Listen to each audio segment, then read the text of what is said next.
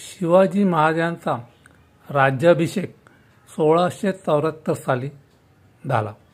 British east India कंपनीचे प्रतिनिधी म्हणून हेनरी ॲक्सिडंट हे 1674 खुद्द रायगडावर हजर होते. त्यांनी या सोहळ्याचा वर्णन अगदी थाटामाटात पार पडल्याचं नोंदवले आहे. ॲक्सिडंट लिहितात की राज्याभिषेक सोहळा भव्य, दिव्य आणि ऐतिहासिक होता. हजारो लोक उपस्थित होते. शिवाजी महाराज यांना सोन्याच्या सिंहासनावर बसवले गेले होते. त्यांच्या अंगावर मौल्यवान वस्तू आणि दागिने होते.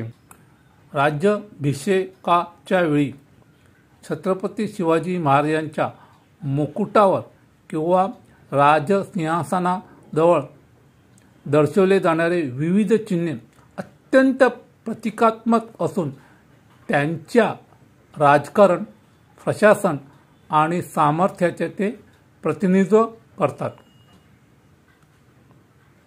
पहिलं चिन्ह आहे माशाचं चिन्ह.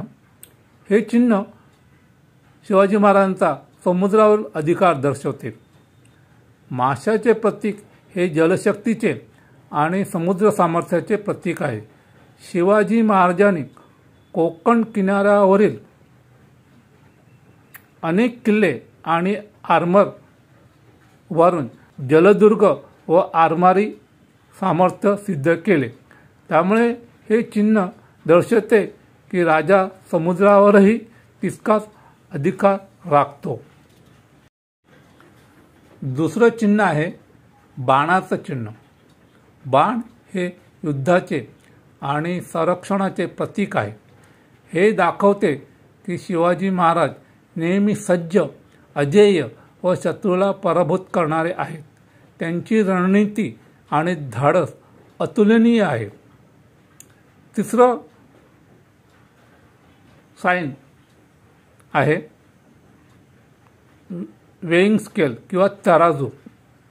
हे दर्शवतं की शिवाजी महाराज न्यायनिष्ठ आणि समतेने निर्णय घेणारे आहेत.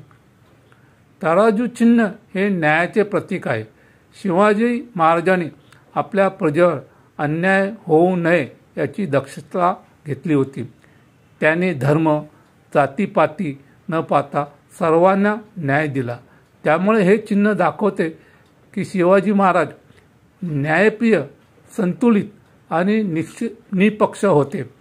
आपण शिवाजी महाराज होऊ शकतच नाही, पण त्यांच्या काही गुण आपण घेतले तर आपल्या जीवनाचा स्तर आपण उंचावू शकतो. आहे ना खरं?